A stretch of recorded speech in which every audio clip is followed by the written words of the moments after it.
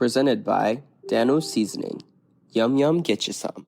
Hello, everybody, and welcome into another edition of the Sun Belt Syndicate. Oh, what does that say? Stay fly. Nice. I thought that's what it said, but I wanted to make sure. Santa, and is it Rudolph or is it just a random reindeer that's leading the way? You know what? It's just a random reindeer, but he has shades on. He has shades on. Oh, nice. So he's a cool reindeer. In case you didn't realize. Cooler than your average reindeer. Yeah, I changed shirts about 30 minutes ago. My wife was like, "You're really proud of that shirt, aren't you?" And I was like, "Yeah, I am. I like it a lot." You got to be, man. That's what's fun about wearing the T-shirts, man. Yeah, absolutely. Yeah. Sadly, we can't wear any of our well, we can and we will, but typically not as much fun when we can't wear our Barosov shirts or something like that on this show right now because we don't have a team playing right now. But that is true. I thought about that and I was like, nope, not going to do it. They don't deserve it.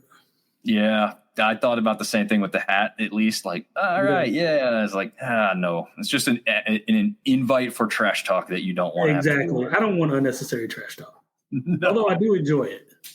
It is fun. It is a good time. We had Riley already saying some about our most hated team here, Liberty Bibberty. Ben James jumping in saying, "What's up, everybody?"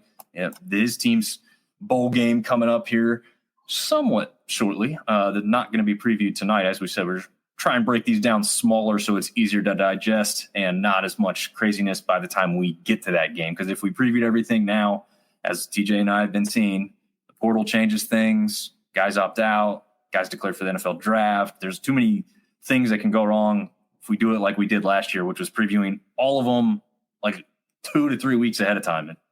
And whatever. It was still fun, and we could still do it that way. Yeah, it was a 2.5 hour show, which was great.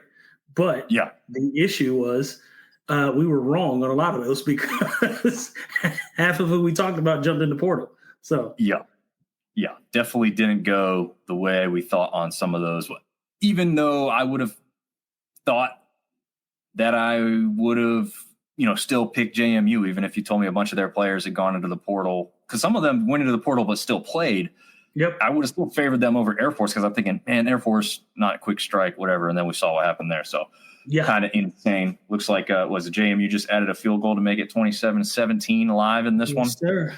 I tell you what. Their third string, I guess he's third string quarterback, Atkins, what's his name? Yeah, I think you're right, Atkins.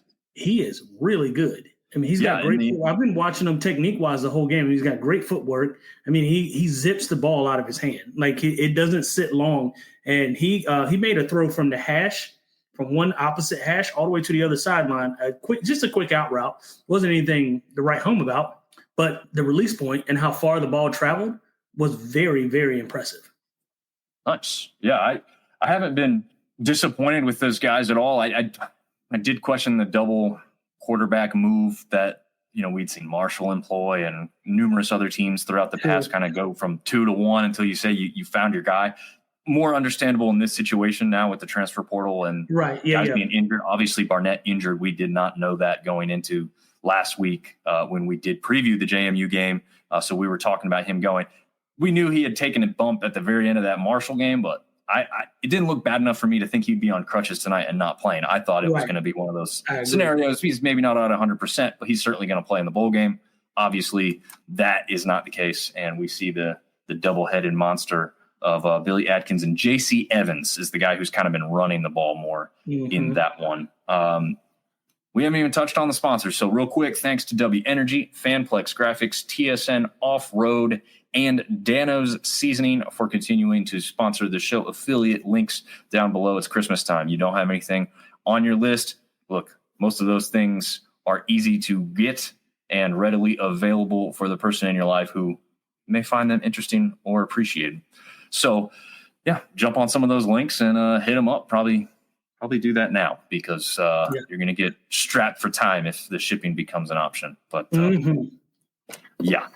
package at our door every day since Tuesday of last week.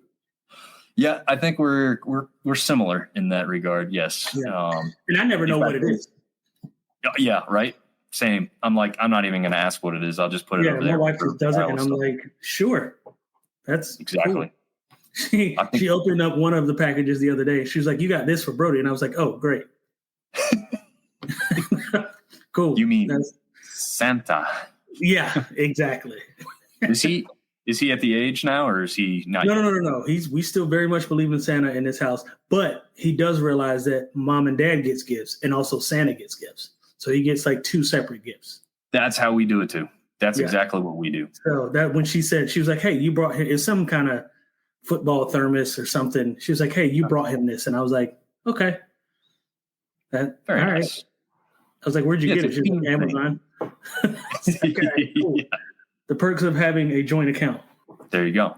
Yeah, Ben says be a good one when Southern Miss comes to town in Jonesboro next year, because the return of Blake Anderson will be happening, as he touched on just a minute ago with another comment. So, yeah, it's interesting to see him back in the Sun Belt at all, with all the just transgressions and everything that happened over there at Utah State. Not the prettiest of exits, but we'll touch on the JMU game. It looks like just over a minute left in that one. I've got it over to the side here, but we will jump first into, well, the main show graphic, of course. We are going to be previewing the Georgia Southern matchup against Sam Houston State, and also the Coastal Carolina matchup against UTSA, specifically in this episode. But as per usual, we kind of cover what happened the last time out too. And it's been a couple days, but we do have to give some props and some credit to South Alabama for getting the bowl victory over the Western Michigan Broncos. I think that's Broncos, right?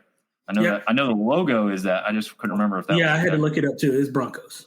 Yeah, it's like a horse. I'm like, is it pretty obvious it's a Bronco, right? But, sometimes you don't really know. Could be a Trojan, could be a whatever. Yeah, exactly. Well, this one is one I know I for sure thought South Alabama would win very comfortably. I think you were closer to that, but maybe, at least thinking they were going to win. I thought they would cover the spread. I'm pretty sure you agreed with that part at least, right? Yeah, we were both wrong about the spread being covered. I thought it was going to be – I thought they would win by 10. I think you said like 14 or more. But either way, we were both wrong. And then obviously the spread or the total points was wrong as well. But a win is a win, and we'll take it in the Sun Belt. Exactly. We had Davenport go in place of Gio Lopez, which was a little bit of a surprise to us. Mm-hmm. I still thought the prediction that we had said would be valid. We'd seen Davenport come in relief and look pretty good. Obviously not the same as Gio Lopez, but he's got a lot of the same attributes as far as being very mobile, throwing on the run, being pretty electric too at times. What do you have, a 50-yard run for a touchdown at one point in that game, I think was what? Yeah, he did. Yeah. And, they didn't have Fluff Bothwell. We already knew that well before this game started, but they did have Kentrell Bullock. Sorry, tripped all over that name. But he was very, very good as well, running back wise. So even with the starters not participating in this bowl game for 2 different reasons, one injury and one transfer portal, I still thought they performed fairly well. They could have easily covered that point spread too, TJ, right? I was going to say they let up. Yeah, let up, and the kicker missed a couple. I think he missed 1 extra point and a field goal at least. I'm gonna check the box score on that, because I think that's fairly accurate, if not 2 missed field goals. One guy kicked a field goal, the other kicker missed the field goal. That's what it was. So they could have won this game with the point spread being covered. Unfortunately, they did not. But again, the victory is the most important thing, especially with all the changes and differences on the transfer portal and injury aspect. Is there any last words that we need to touch on this one? No, it's hard this time of year, right? I mean, it's one of those things where, when you've got schools like this in schools like JMU, who we're watching right now, with so many big guys in the transfer portal, coaches leaving, those kinds of things, it's hard, right? Because, you want quality football, and you don't always get what you want, but, you also take a win when a win is available. I thought South Alabama did an excellent job of exploiting the run game. They did great on defense, not as good as we've seen them do in the past, but that, again, is due to a lot of traffic and movement via the portal and that kind of thing. So, we are going to see a lot of this, right, in terms of guys opting out or choosing not to play or transferring altogether. And it's unfortunate for fans like you and I. We want to see those kinds of guys play. We want to see these teams do well, especially in the Sun Belt Conference.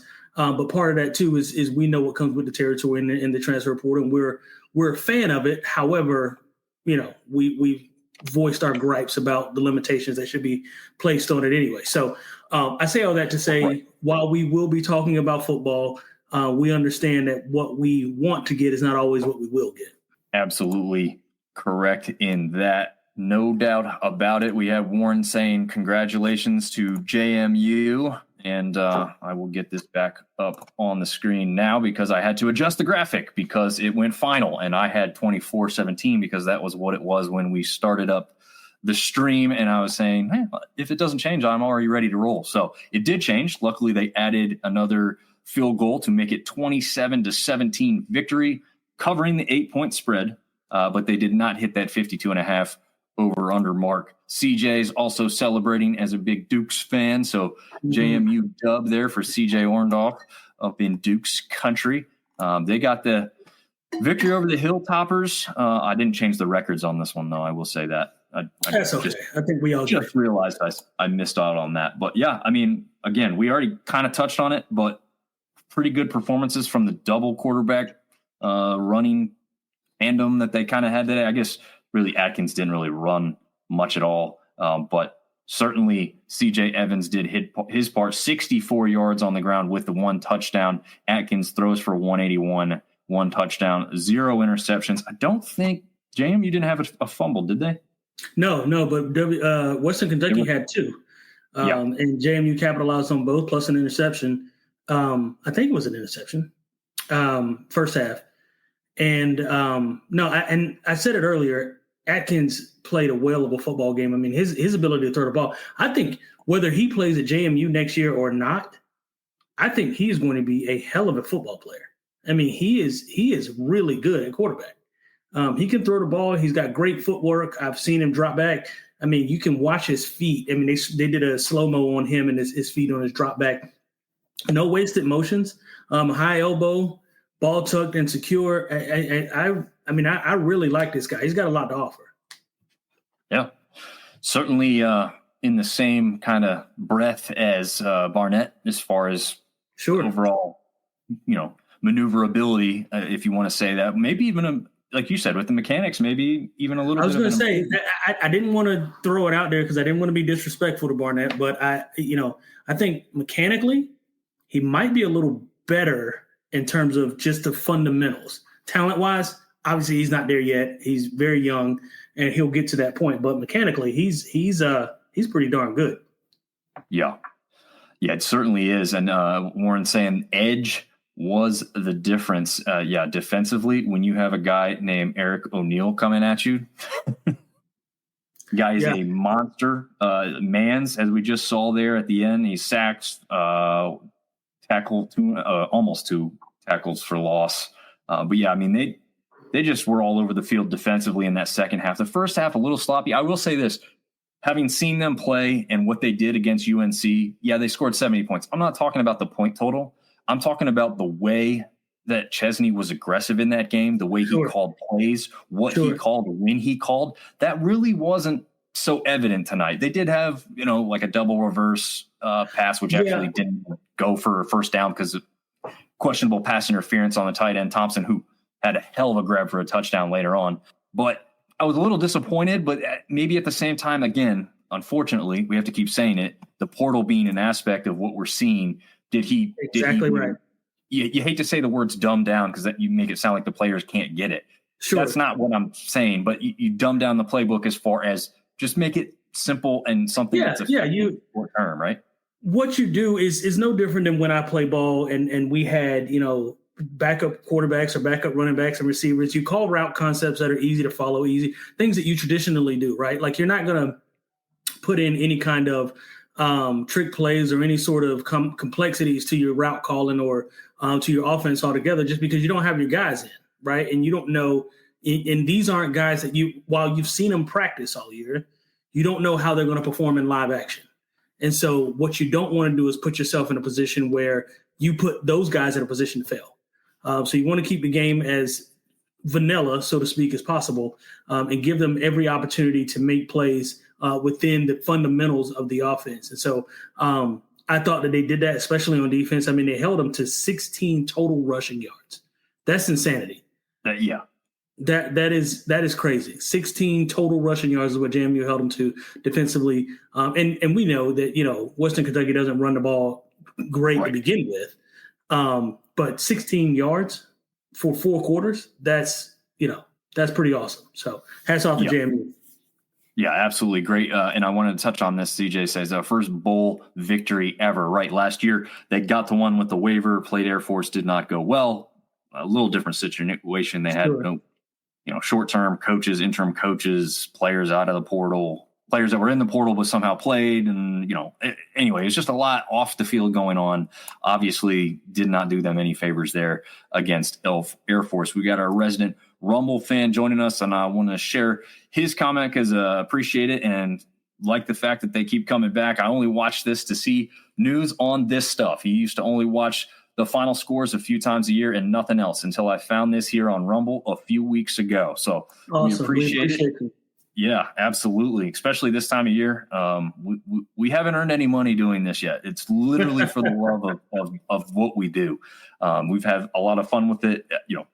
Having this, running this, being, where someone can go check and see if you really cover this stuff every week and talk about all these other things. It helped me get to my first and only NCAA championship just this past weekend as the Marshall Thundering Herd made it to Cary, North Carolina for soccer. Obviously getting off topic, but do want to, send a shout out to everybody who's allowed us to continue to do this and shows up and makes this fun, interesting, and a good time. So thank you guys for continuing to show up, especially again, this time of year. We really, really appreciate it. And, I don't plan on stopping anytime soon. What about you, TJ? I'm right there with you. Everywhere you go, I'm right in the passenger seat anyway. I'll let you drive the car, and I'll ad lib as we go. How about that? There we go. That's good. That's good. I'm taking everything you're giving me because, like I said many times, you have played this sport. You have done this for real at literally the highest level, going to a couple pro teams and playing there for a little bit of time. So, yeah, this is fun, and I'm glad I get to do it with somebody who I've become a better friend with as well. So makes it even better that way for that reason too. 100%. Yeah. So let's get into the reasons that we're here for this week's episode, specifically covering these past 2 games. And obviously that JMU one that literally just went final a couple minutes ago, but we do have another one again, right away tomorrow night, ESPN2, 7 PM Eastern, 6 p.m. Central. This is the R+L Carriers New Orleans Bowl. Someone can correct me if I'm wrong, but I'm pretty sure I've heard that this is the first New Orleans Bowl for Georgia Southern. So this one's one that I think their fan base is going to be up for. And TJ, I'm almost 100% positive you did not play there as a player. Have you been to the New Orleans Bowl for anything? I have not, but I heard it was a great time. Okay. Yeah, I've heard the same thing. I never got down there. I think App's been in one of them. I think 2. It was it 2? Yeah, we New Orleans Bowl twice. Okay, and then it was I've got to go back and look them up now. I know the first ever one was the Camellia Bowl against Ohio. Camellia Bowl was like 3 times, I think. Yeah, that's true. That might have been a while ago. Oh, okay, here we go. Carlton. Second New Orleans Bowl, beat La Tech a few years ago, 38-3. Okay, jeez. So they did go to another one, but yeah, I mean that's one they haven't gone to in a little while. Then, but obviously, New Orleans. Why wouldn't you want to go at this time of year down to New Orleans and get a little bit warmer than where you're at? So App State has played in Camellia Bowl twice, 2015, 2016, Dollar General Bowl 2017, New Orleans Bowl 2018 and 2019, Myrtle Beach Bowl in 2021 was Boca Raton, which we just saw, and then 23 was Cure Bowl. Gotcha. Very nice. Warren says Troy's been there twice. Yeah, I mean, I guess this one for the stadium for sure, it's the number one bowl to be at. It's inside. Yeah. Even if the weather is crappy outside, you're going to a game inside and you can be comfortable and have a great time. 100%. I would say maybe destination-wise, you put this up against the Cure Bowl for the top bowl for the Sun Belt, unless you get like a random one against a power conference opponent somewhere else, maybe. Right. Because the Cure Bowl puts you down in was it Tampa? Orlando, Florida. Orlando, yeah. You know, Christmas time, family getting to go on a vacation down there. What stadium is that in Orlando? I think it's like the Camping World one or something. I will tell you this. If it is the Camping World Stadium, it's not in a nice part of town of Orlando. Not that it's like way out somewhere else, but it's not surrounded by all the cool, fun stuff where you could just like park at the game and then walk around all over town. Like that's not the portion of Orlando this game is at. But yeah. Let's see. We'll have to. Camping World Stadium. Okay. Yeah. Also, it could have changed names by the last time I was down there, but Orlando. Yeah. It looks good. Oh, that's the UCF. Well, UCF doesn't play there for home games, do they? The picture that I'm looking at shows. Oh, I did not know. I thought they played at like the Bounce House or something. Maybe it is that, and they just call it something different. I'm not as familiar with UCF, but I thought they had a. So actually, the Cure Bowl, for our knowledge, has been hosted at 3 different stadiums: Camping World Stadium, FBC Mortgage Stadium, and Exploria Stadium. Previously hosted the Cure Bowl. So interesting. It's been in 3 different stadiums, all of which are in Florida. Nice. Well, that part makes sense. But yeah, nice. The New Orleans is the headquarters for the Sun Belt. Absolutely. I think that's one reason we've talked in the past about having basketball and or baseball hosts, the tournaments down that way. But I don't know. You want to spread it out too. You don't want everything in New Orleans all the time. Then people don't come and don't get excited for it. But okay. So this year, the Cure Bowl is actually being played in the Orlando soccer team stadium. See, this is why we do this. We can get fact checked by fans as we are live, because then we would have messed this up. Named Inter & Co. Stadium now. Interesting. Nice. I will tell you this. Obviously, I don't know the football setup at that stadium, but soccer stadiums are going to have great grass. It's natural grass. It's not field turf. At least to my knowledge, I don't think Orlando is. But the stadium that they have there is phenomenal, like very new, and it's got some really cool portions and some aspects to it. It's smaller than your typical football stadium, but definitely if you're going, you're going to have a good time in that stadium. And they got a nice little setup there for sure in Orlando. Sunbelt could apply to be part of the Power 5. Yeah, we'd love it. I know for baseball, they could be part of a power conference. That is a fact. Football's got a little work to do. We had close teams this year. Just got to get bigger in the trenches. That's all. Yeah. Yep. And keep our guys. Unfortunately, we've seen the money's taking some of those guys away already. All right. So let's jump into some of the stats for this one. We'll get into the guys individually, but before we do that, I want to go over the last 5 for each team. Georgia Southern comes in 3-2 in their last 5. Sam Houston State comes in 4-1 in their last 5. Neither team playing in their conference championship game, but both having great seasons, with Southern ending the year 8-4, while Sam Houston State ends the year 9-3. Georgia Southern scored 45 points. That was their high point total of the season. But guess what? That was in a loss, TJ. That was the first game of the season against. Do you remember who that was? Boise State. Yep. Ashton Genty and Boise State, the Maxwell Award winner. You can debate all you want over to the side whether he got snubbed for the Heisman or not. That was my pick, but because of the historic numbers, I'm not going to sit here and debate real hard that they weren't 1A and 1B instead of 1 and 2. The only difference before we go, the only difference between Ashton Genty and Travis Hunter is that Ashton Genty is doing something we've seen before, right? We've seen somebody rush for 2,000 some odd yards. We've never seen anybody do what Travis Hunter is doing. And I know everybody wants to throw out, Charles Woodson and names like that. Charles Woodson didn't do it every single play. He didn't do it 120 plays a game. True. So that's the difference. Apart from that, I could get listen, had it gone either way, I wouldn't have been mad about it. Exactly. I'm fine with either one of them winning it. However, I think the right person won it, because I don't know that we'll ever see it again after that. Because 120 plays a game is insanity. That makes no sense. My brain can't even fathom that. So I mean, and he only had 4 interceptions because they don't throw at him. Yeah.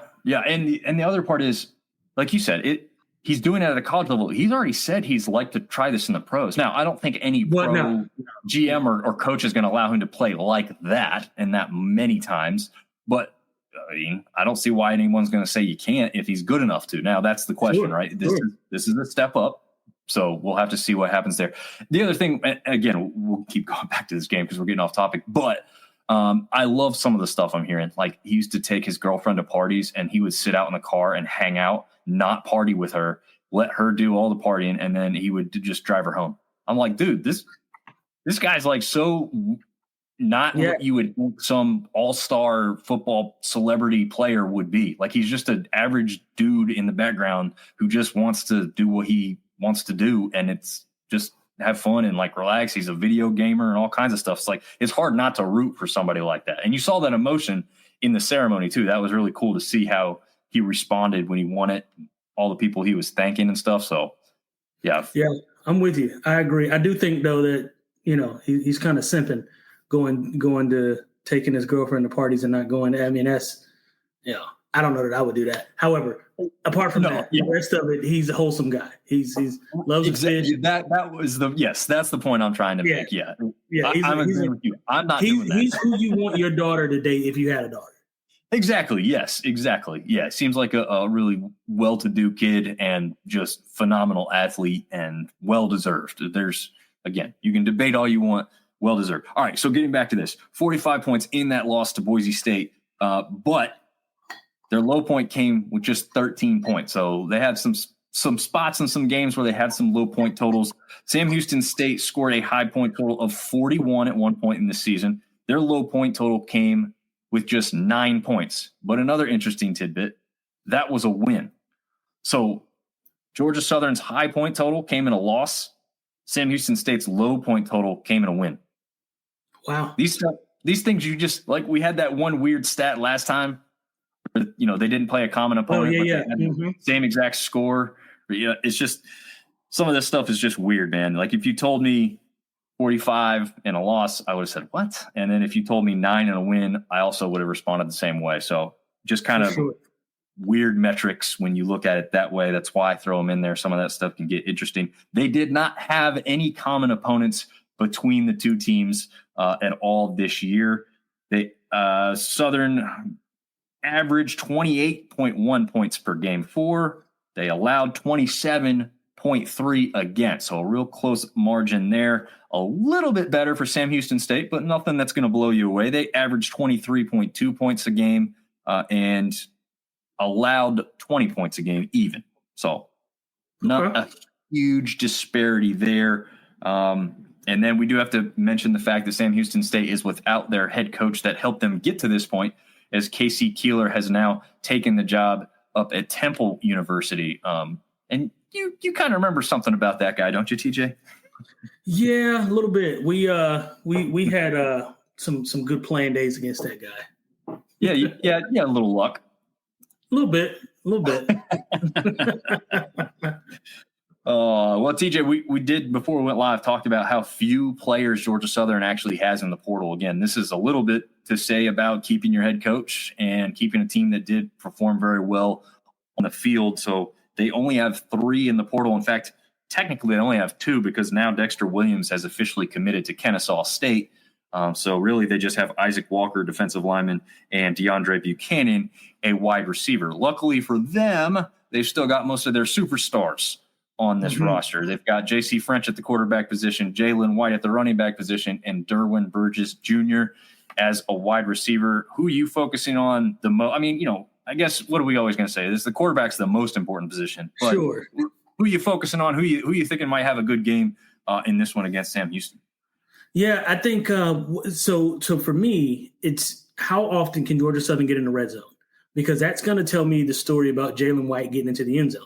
Jalen White's got 12 touchdowns on the year and only 4.4 yards per carry. What that tells me is that 147 carries, a lot of them were in the red zone.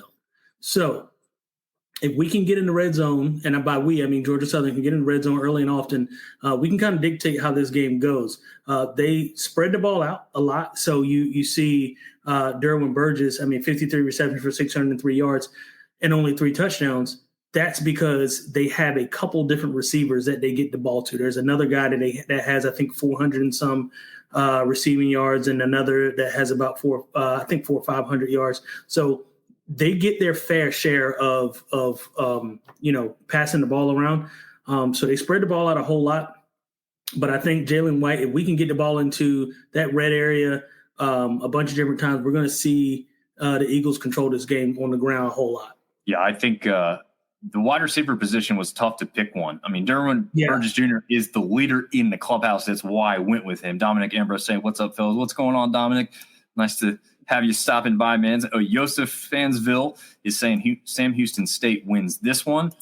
We've also got Tyler Hess joining saying here's Sam Houston for the win. Talk about a turnaround from last year. Yeah, absolutely. They definitely flipped the script. Casey Keeler made it look like he was too big of a stage for him with getting this team to jump to the D1 level, at the highest level of D1, I guess I should say. But obviously we know now that wasn't the case because he's turned it around and he's already on to another job. But yeah, quickly to touch on your point, Josh Dallas, 568 yards, 5 touchdowns, actually the leader in the clubhouse when it comes to wideouts, touchdowns. And Dalen Cobb has 557 yards, 4 touchdowns. So those other 2 guys actually have more touchdowns than Burgess Jr. at this point, but he does lead in the yardage, and he does, I think, he also leads in receptions. So that's kind of why I put him there. He's going to be the guy they're going to go to more. But they have a 3-headed monster at the wideout position, and J.C. French can certainly sling it all over the place, as you can see, with 2,619 total yards. Even with a couple knockups where, the aforementioned Dexter Williams already took over his spot for a couple times. Now, I don't know. What do you think about that ratio? 16 touchdowns, 7 interceptions. It's not awful by any means, but is that maybe a little bit of a concern in a tight game? Yeah, I do. But propensity to throw the ball away is something that J.C. French has done in the past. And 7 interceptions the 7 interceptions doesn't concern me as much as the 16 touchdowns do. Right? That means his touchdown interception ratio is almost 1-to-1, and that's not okay. So we've got some work to do in that department. But like I said, if we can get the ball in the red zone, if we can maximize our ability to rush the ball and get those touchdowns on the ground. Yep. Jason Marley saying Dallas is deep in the heart of Southern. Yeah, he's definitely a fan favorite. There isn't any doubt about that. All right, so jumping over to Sam Houston State, they have a ton of guys in the portal. I don't think I actually did a count on them, but they have a laundry list of gentlemen that are in the portal as of right now. Again, sometimes those guys have to play in these games. Sometimes they do not. Luckily for them, Hunter Watson, their leader at quarterback, is expected to play in this game. And we can see his touchdown to interception ratio is even worse than French's, actually. And he doesn't throw nearly as much or as many times. They did have a lot of success on the ground. But the problem is, if you're looking at the screen, you can see that that's not who's pictured here with the success, as he only had 11 carries for 33 yards with Zach Ryback? Zach Herback. Okay. Yeah, I knew I'd probably butcher it. But averages 3 yards a carry, so not, awful in that regard, especially when you only get 11 opportunities to do so. He actually was in the portal as well and removed his name because leader in the clubhouse, Jay Ducker, who had 7 touchdowns on the season, has entered the transfer portal. Their number 2 running back on the season was technically Hunter Watson at the quarterback position. That's one reason why you don't see him throw as much, because he had 623 yards on the ground, 7 touchdowns himself. So he is a true and tried dual threat quarterback that we're going to see a lot from tomorrow night. But DJ McKinney is actually listed as a running back for their number 2 position, also entered the transfer portal. And so actually go down the list even further. The next guy down, a quarterback with more rushing yards, and then a wide receiver who had more rushing yards. You have to go down to like 9th on the list before you get down to Zach. Now, part of that does not have any indication to do with Zach's running ability. Again, I don't know how much, TJ, you feel you can judge anybody based on 11 attempts on a season. No, there's nothing in you carrying the ball 11 times is going to show me. Okay. I figured that was true, but I had to ask because I don't know. Stats don't lie, but that's not enough, I feel like. Right? Well, I'll tell you what, he'll get a shot. Yeah, he'll definitely get his shot, and he's going to have to, prove it because, like I said, most of the guys that are on that list are gone. So he is really going to get his shot. He's going to see a whole lot more carries. In fact, he's going to see more carries in this game than he saw all season long. How about that? Let's put that out there into the. That is probably true. But they do have Noah Smith coming back at the wide receiver position, or coming back, staying with the program, I guess is what I really should say. Only 35 receptions for 285 yards, 0 touchdowns. And again, this is where your leader in the clubhouse is in the transfer portal. Simeon Evans had 474 yards. So still, you can see the disparity there. We talked about how many wide receivers for the Eagles had their yardage over 500, 3 of them. The top 3 easily over 500 yards. Their leader went for less than that, and he's not even on the roster for this bowl game at this point. So the second leading receiver also out of here.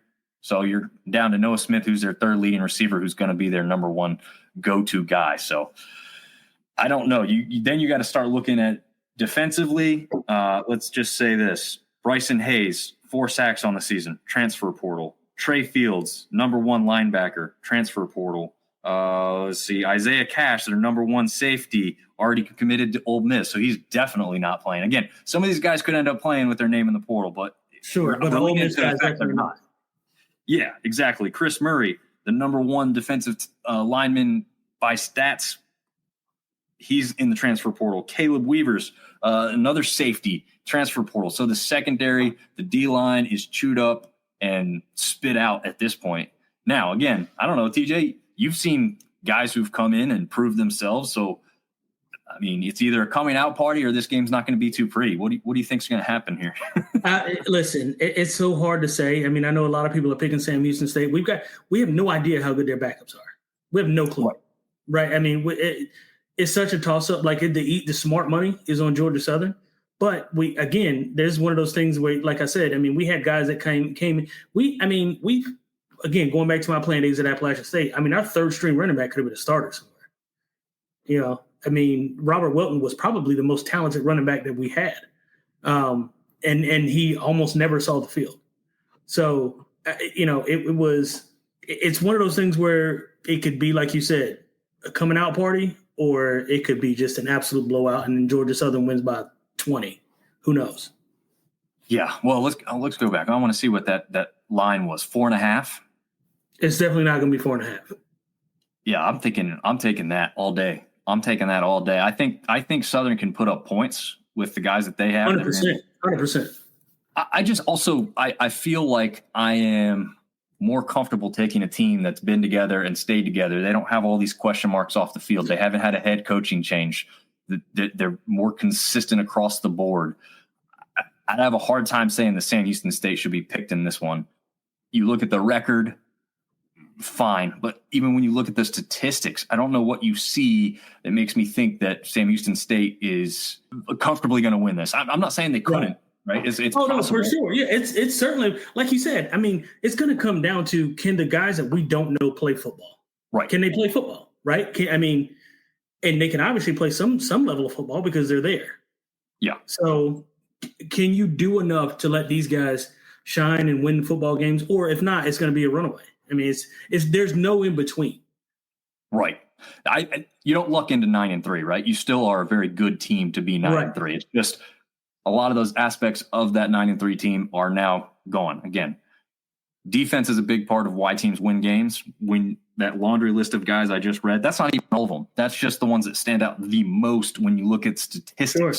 So that's just hard for me to feel comfortable picking Sam Houston State to win that one. Terry Walker saying, "What's up, guys? How are you?" We are good, Terry. Thanks for joining us, man. I know you were on the boot the other night, having fun talking with those guys. So good to see you get the opportunity to go on there and talk some ball.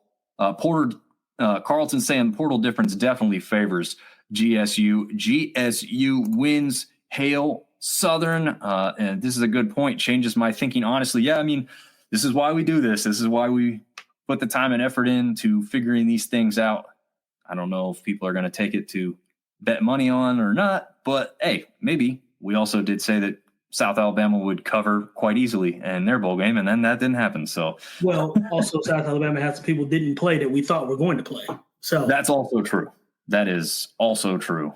Jason saying they need to load the box, and our corners have the best game of the season. Yeah, I mean, if you look at the statistics at the quarterback position, he's almost as much of a threat running as he is throwing, and he's no J.C. French in the arm talent. Maybe it's hard for me to say talent, I guess. I'm not going to dissect somebody's throwing ability that I haven't watched all season like French. But I would just side on the fact that pretty easily, just by looking at the statistics, tells you who's the more accurate thrower and can sling it around the yard a little bit more.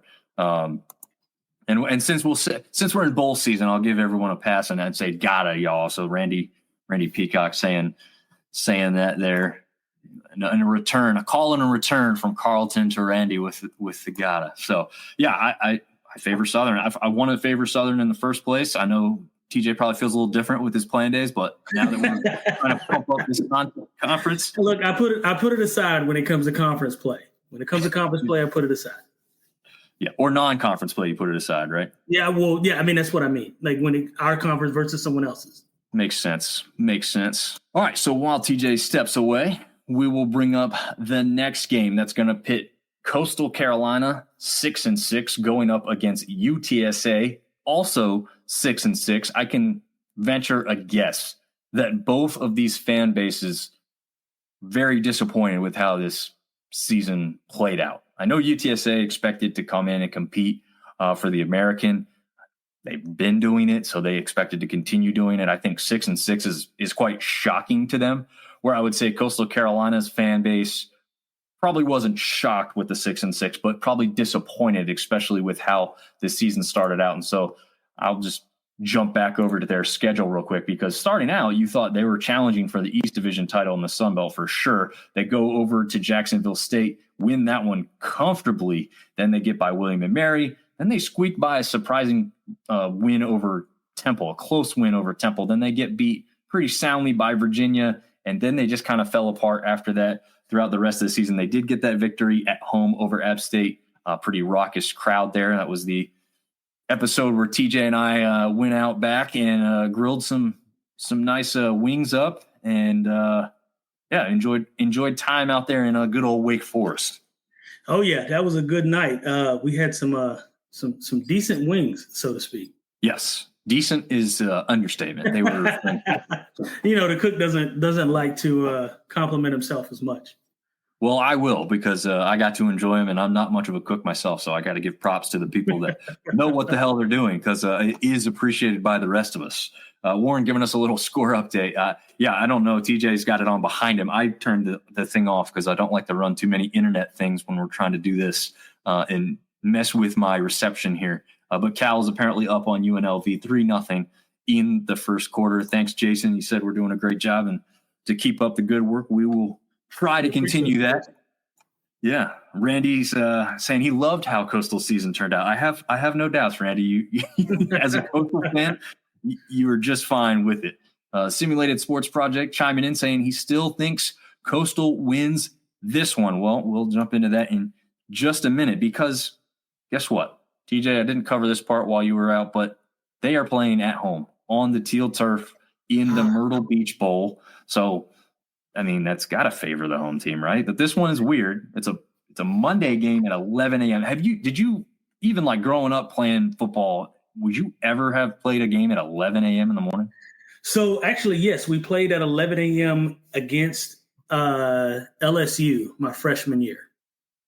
I think you were at that game, weren't you? I was at that game. That's right. Yeah. Initially, it was 3:30. Yep. And it was a night game. Oh, that's right. It was a night game. Yeah, that was because it was at that point it was national champion versus national champion. They had hyped it up to be this sort of because I think it was 04. No, it was 05 that LSU had just won the national championship. I don't know. Because we played LSU twice. The first time we played them, they had to reschedule the game because of the hurricane. That was like one of those late season SEC games. That first time you guys went up against them, right? Right. Okay. It's actually because I remember on this little bulletin behind me. Oh, there you go. Yeah. So that one that was the one I was really excited about that I just never lived up to expectations because it was national champ of the FBS, national champ of the FCS going up against each other in the first game of the season. Never before happened. Night game in Tiger Stadium, and then the hurricane hits. Then they move it up to, like you said, 3:30. Then I think they moved it up to like 1. I think they moved it like twice. But you're right. In the end, it became an 11 a.m. start. 11 a.m. game. Yep. And it didn't help with the heat because it was still hot as hell. I remember I walked out of the hotel room and was immediately sweating anyway. So you won't have that. We had pregame dinner at 6:30 in the morning. Jeez. It was insane. I mean, it was ridiculous. And they came on the field like they had been doing this their whole life. I was like, okay, well, this should be fun. Totally disappointed in the I guess atmosphere. It was hard to say. I mean, people were told not to tailgate. People went out there and tailgated anyway. But LSU game was legendary. I did not have so much fun, but for who? Yeah. LSU game was 06. Yes, LSU won in 05. Oh, so you guys played back-to-back years. That part I didn't realize, I guess. No, we played LSU 06. Oh, he's saying I see what he's saying. He's saying LSU game was in 06, that first one, I guess, but they won the championship in 05. But they also won another championship then. No, LSU won the championship in 2007 because we played them. No, I'm sorry. My senior year was 2008. So, they won it in 2007. Yes, I was going to say because the whole tagline that I kept being told to my face the whole time, this ain't Michigan. So the whole game. So, you're right. It was 07, and then it was going into the 08 season. Mm-hmm. Yep. All right, well, we'll get back to this game at hand. Warren says, Coastal are the visitors, so do they use the visitors' locker room? Absolutely they do. That is not their determining. That is not their call to make, I should say. Just like – Oh, really? Yeah. No, they can't just use their own locker room. They will actually be in the visitors' locker room if they are listed as the visitors. That is insane. Yep. So, hey, it pays to have a nice away team locker room if you're over there. Yeah, absolutely.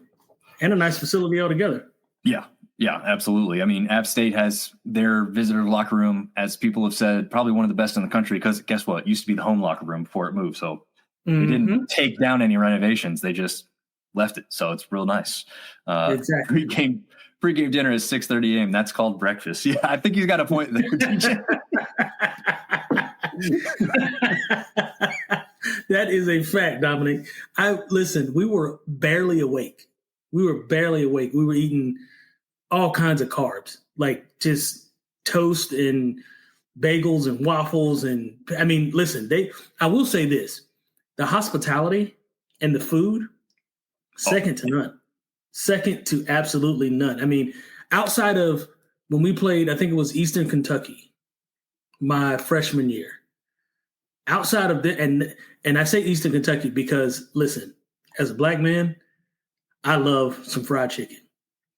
And the chicken that they had at Eastern Kentucky was absolutely unmatched. Interesting. I mean, we honestly thought that the name Kentucky Fried Chicken was because it was from Kentucky. That's how good the chicken was. I'm not even, Dom, I am not joking. The chicken was so good. And I shouldn't even be doing this because I'm look very stereotypical having this conversation with you. But the chicken was. I can help with that because I love fried chicken too. So there we go. It was phenomenal. It was the best chicken I've ever had. To date, it's the best chicken I've ever had. And that was at 18 years old. So then I got a question on that then. Is this something that they had at the hotel buffet, or is this something they brought in specifically? Oh, no, it was at the hotel. The hotel had some of the best chicken you've ever eaten? In my life. To this date, outside of my aunt, that is the best fried chicken I've ever had. Dang. To date. It was incredibly crispy. I thought maybe you were going to tell me that they had placed an order and brought it in specifically for the. Who knows? Maybe. I just know it came out of the hotel kitchen. That's all I know. So it could have, for all I know, it could have been from anywhere. I just know where it came from. And it was, oh my God, it was phenomenal. Well, maybe we need to go take a game at Eastern Kentucky sometime soon. Yeah, we probably do. Was it Eastern Kentucky? Yeah, Eastern Kentucky. Yep. Yeah, first game of the season, August 15th. Nice. See, it pays to have those things. You need to have one for every year you played. I know. Well, I'm not even supposed to have that when I stole it after my freshman year. Nobody knew what I had. Oh, there you go. I guess now they know, but they didn't at the time. Yeah. I'm not sure if any of the brass is still there. We'll have to see. Yeah, probably not. And I'm sure they probably don't care. Right. You've earned it at this point. I would like to think so. Yeah. Dominic's saying, better not vote against your aunt's chicken. That never goes well. True story, Dominic. Oh, well, speaking of things that go well, hopefully Coastal can get it righted in this game here, because they did finish out their last 5 games just 2-3. UTSA not much better though. They just go 3-2 over their last 5. Coastal comes into this one with a high point total of throughout the season of 55 points. So that one came in their first game of the year against Jacksonville State, actually. They scored a low point total of just 6, so they had at least one sleeper of a game there. UTSA, high point total of 51 points. So both of these teams got over the half-century mark, so that's something to maybe look out for. The ability to score a lot of points in this one definitely exists and goes towards that 55.5 point total there maybe. But again, very similar. Low point total for UTSA, just 7 points. So 6 for Coastal, 7 for UTSA. The high for Coastal, 55. High for UTSA, 51. So kind of mirror images in that regard. Also mirrored images as far as opponents are concerned, just one. It was Temple, which is funny because we just mentioned that in the last game segment because of which coach just headed up there. Coastal played them early in the season, so this is where the difference is going to come in to some extent. Coastal played them early on, got by them 28-20 up there in Temple. UTSA played them much later in the season. I think if I still have that up, let me jump over to that. I've got which week of the season that was in. I think it was the second to last game. I think they finished the season against Army. They did finish the season against Army. They did play Temple the week before. That one was at home.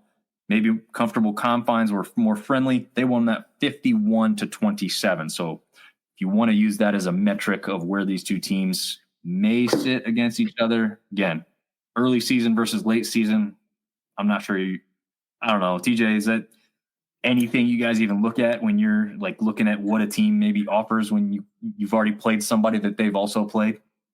Yeah, I mean, nobody's who they are. You and I had this conversation. Nobody's who they are until they're about the 3rd or 4th game into the season. So we don't know. That said, though, it says a lot putting up 51 points against anybody. So true. Yeah. Temple didn't have a great year. But yeah, like you said, 51 points up against them. Coastal only put up 28. Just a weird game. I remember seeing some of that. It just was one of those ones that just didn't make a lot of sense about what went on and why. Getting back to a couple more stats before we jump into the players in this one. Average points scored 4 for Coastal, 29.8. Here's the statistic they don't want to hear. Their average points against is actually higher at 30.6. So not great in that regard. For the Roadrunners over UTSA, average points for 32.3 against 30.9. So not a massive margin difference, but again, they score more points than they allow, where at Coastal, it's real close, but it's technically flipped. It's the opposite there. Okay. Coastal Carolina has 2 guys in the portal for sure that are vitally important because starter Ethan Vasco throughout much of the season and another guy who started a little bit, Noah Kim, both entered the portal. I think Vasco's now real close to committing to maybe Liberty. At least that's where he's taken a visit to. Old coach Jamie Chadwell up there. They also have a new quarterback coming in from ETSU named John Hunt, who's already committed for 2025. But this game's interesting. Tad Houston, as you can see on the screen, it's not a mistake. 0 yards thrown, 0 touchdowns thrown, 0 interceptions thrown, which is probably the best statistics we'll read on any of these guys all night. But he's got a QBR of 0 because he literally did not see the field one time for Coastal Carolina. Not even in like hey, go out there and do this gadget play and run the ball once. Nothing. Literally 0 plays on the field. Not saying he doesn't have talent. It's a transfer from North Carolina, so he was on that roster for a reason. He's on this roster for a reason. He's going to be able to, show him what he's got, right, TJ?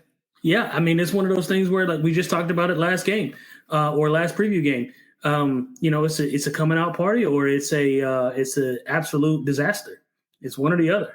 You don't get to choose in this situation what's going on. We have zero idea at all of what we're getting out of this football team. So, or out of this quarterback anyway. So, but the one bright spot that they can lean on is their running game. Braden Bennett, 112 carries, 70. The biggest thing is 6.5 yards a carry, right? If I can give you the ball, and we talked about this last week, if I can give you the ball 3 times and I know that I'm going to get a first down, then why do I need to even care how often my quarterback throws the ball? Sure, we need to keep them, we need to stop from being one-dimensional and keep the defense honest. But if I can give my running back the ball and almost guarantee myself a first down, then the reality is I control the game. So Tad might have a easy job. Now, I say that their opponent is pretty darn good at football as well. So we'll have to see how this goes. Definitely going to be a little interesting there. Jamison Tucker leads the Chants with 31 receptions, 540 yards, 6 touchdowns. That average is pretty good. Not as good as Willie McCoy over there on the other side, but pretty good. 17.4 yards per catch. You remember what yours was off the top of your head? I do not. That's the one thing I don't remember is what my average per catch was. Okay.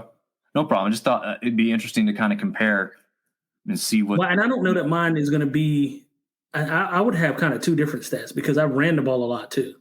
True. Good point. And you had those punt stats. You got to put Isle on there too. Average punt. all 6 of my punts. Yeah, is that how many? You remember exactly how many you did? Yeah, it was 6 punts. Nice. Yeah, it was 3 my junior year and 3 my senior year. For a guy who's not listed as a punter, I would assume that's a lot, right? I mean, nobody else is punting anywhere near that besides a punter himself. Yeah, I don't think so. No. Okay. And our punter at that time now is still with the Buffalo Bills, Sam Martin. Jesus. There you go. But we do have to mention, we've talked about the offense, talked about who sticks out on defense. Well, unfortunately, a lot of those guys are in the portal. So that's what we just talked about in the last game with you got to question the secondary and the D-line. You got to kind of do the exact same thing here with Coastal, plus the quarterback position. So you've got a lot of important pieces and players now missing. A lot of guys are going to have to step up, prove themselves, and help the Shots get a victory at literal home game. Matthew McDoom, one of the coolest names in all of NCAA football, is in the portal.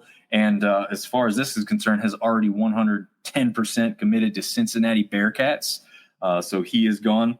Clev Lubin, who's edge rusher, you've seen him, you've heard his name throughout the season, committed to Auburn. So this is the type of talent that Coastal was dealing with will not be on the field this Monday when they play UTSA. So a big drop-off, a big concern, and that's not to disparage the guys behind them. But when you're talking about guys who have transferred to now power programs out of your program, that's going to be a drop. You usually don't have 2 and 3 of those guys sitting there on your roster, right? So those areas are certainly of concern. A couple cornerbacks also in the portal. So, again, the secondary also hit just as hard as those guys up front. All right, so jumping over to the UTSA side, you will see a last name that you should know fairly well if you've been an NFL fan for any length of time, right, TJ? Yes, sir. Josh McCown's little brother. Yep, and he's the nephew of one of the other guys who played in the NFL. It was there 2 McCown brothers who played in the NFL, right? I don't know. I know Josh McCown played a while in the NFL. I thought there was two of them. One of them may not have played as much, but maybe you could look that up. I'll bring over the portal aspect for these UTSA Roadrunners in this one, if I can find out. Yeah, they're there. Because they have a good amount of guys in the portal as well. But, in fact, they just stole. What was it? Luke McCown. Luke McCown, that's it. Okay. So, yeah, there was two McCowns. Now you've got this guy. And look at the yardage. 3,170 yards, 24 touchdowns thrown, just 9 interceptions. If you're throwing the ball that much, I'd take 9 interceptions if you're going to throw me 24 touchdowns, right? QBR, again, stat that is kind of wonky in some spots, but 61.1 overall there. You've got Robert Henry, who carried the ball for 130 times, 706 yards. Again, I'm probably right on par there with what Braden Bennett can bring to the field. But Bennett seems to be a guy who can probably break open a little bit better with that average carry being a little higher. Yeah. Listen, anything over 5 yards per carry is enough for me. If I can give you the ball 3 times to get a first down, I'm with it. Yeah. Good point. Jumping back into it, Willie McCoy, 28 receptions, 536 yards, 4 touchdowns, 19.1 average. That's got to be impressive. Almost 20 yards per catch. For sure. Yeah, there's a couple guys in the portal here. Running back Kevion Barnes was, I believe, their leading rusher. Let me jump back from their schedule back over to their statistics here. And so I want to double check that. No, Robert Henry was their leading rusher. That's right. Barnes was actually down there a little bit, but they had a lot of guys. Henry had the most carries. He had 130, like I said. But we had 3 other guys that were hovering right around 80 carries each. So run heavy or spread out through the run, I guess I should say, because we know, as we can see, McCown's throwing the ball all over the place as well. As far as the leading wide receiver, Willie McCoy, this is your guy. There is no guy in the portal that, had more receptions or yardage for this team. There was a guy named Devin McCune as a wide receiver who did have 5 total touchdowns. So, again, not a crazy mark to compare him to McCoy, but did have a lot less yardage. So probably somebody that you might see get the ball thrown their way a little bit more towards the red zone. Is that kind of what that's telling us there, TJ? That's what it's looking like. I mean, you've got a guy who can kind of looks like stretch out and go get it. So we'll see how this plays out. But red zone targets are going to be key in this game. Yeah, they've also got a tight end to watch out for in Houston Thomas, who had 3 touchdown receptions. Getting up there, he was a third total per catch, 13.8. Actually, he was second. Well, I don't know. If you go with the minimum number of receptions, it probably should be second because there's a guy who had more, but he only had 10 catches on the season, I think.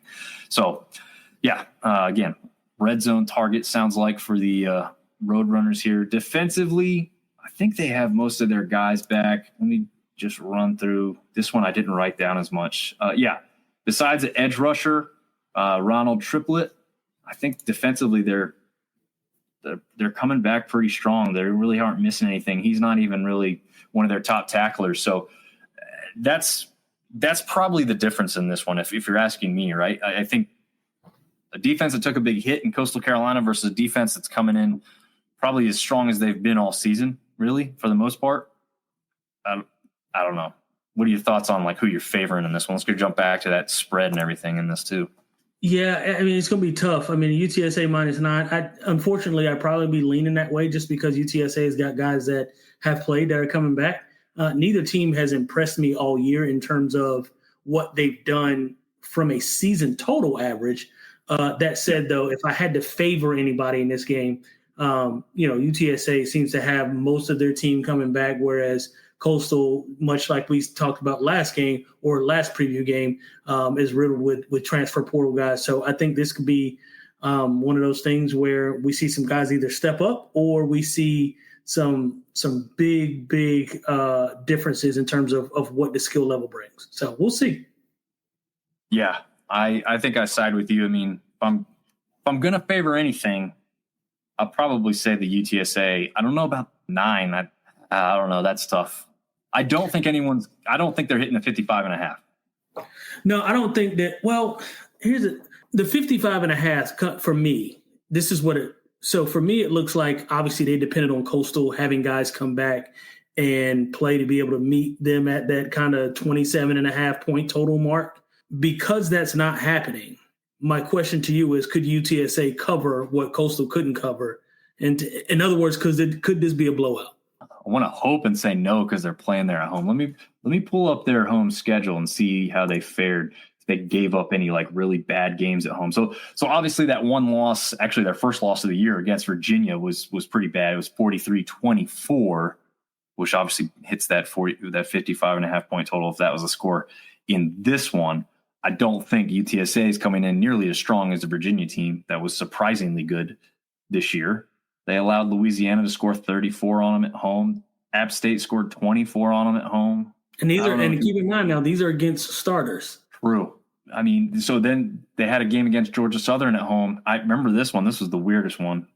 Not the weirdest, but they lose 26-6 to Georgia Southern at home. That was their last home game of the year. They rebounded well on the road. They went into Atlanta and won 48-27 over Georgia State to follow that up. So it's kind of a tale of two teams, but I think that's kind of what you see with two teams that are also 6-6, right? Like you had some good games where you output what you expected and what you hoped for maybe. And then you had some total duds. Again, both teams scored well over 50 once or twice or a few times this year, and both teams had times where they barely put up a touchdown in a game. So I don't know. I would say, if anything, I'm staying away from this one completely. Yeah, I mean, I'm certainly staying away from the 55.5 points. That's for sure. Yeah. But UTSA by 9, I think that's a comfortable spread. I think UTSA covers that. I think if I had to favor one thing, that I probably would do that. Offense that can be electric. I don't know if we're going to see that with Coastal with quarterbacks, with the quarterback play being a big question mark. I can almost guarantee you we won't. Yeah. Keep it simple, right? I mean, it's going to be a lot of run plays, a lot of play action. So you just give him an option, maybe. Is that what you think you would see? Yeah, for sure. Warren giving us an update. 14-10 now. UNLV over Cal. Is it Cal? Right? That's who they're playing. Yep, I've got it on here, right on on one of my 3 screens that I have in front of me. There you go. That's how you have to do it now. But yeah, I mean, I guess that one's gonna kind of wrap up the previews there. So I guess if you have to favor one non-Sun Belt team so far this season, in the bowl season, I guess I should say anyway, it might be UTSA. But I don't think that's a bad thing. UTSA has had a pedigree over these last couple of years. If you told me before the season Coastal would get to a bowl game against UTSA and they wouldn't be favored, I'd been like, okay, yeah, that's probably realistic. That's fair. Yeah. I mean, that's great. They'll get a shot at a team that they shouldn't beat. Now, obviously, with how it's gone, you want to say, maybe they should go in because they're now playing at home, which was something that, some people are excited about as Coastal fans I've seen. They don't really have to travel, probably get a lot bigger stadium fill. They would, I will hope that they have the most amount of people at any bowl game for the Sun Belt so far this year. I would say that would be a safe guess. That said, though, it might be some pretty butthurt fans because a lot of the guys, I mean, if anybody, the only thing that I fear about this being a home game for them is that there's people there that are going to look at what we just talked about, the lack of players playing, and say this isn't going to be worth watching. I mean, they talked about the college football playoff being on campuses where students are already away. Well, I think Texas has assured that they've filled all their student section tickets. They have come back for that type of game. That's sure. Obvious. That's pretty easy to understand and everything. That's the question mark you have to have with this, right? Are Coastal kids coming back? Maybe if they're a couple hours away and there's reasonable driving distance, sure. I don't know if the ones that are, in the Northeast are going to come all the way back down for a game at 11 a.m. kickoff on a Monday.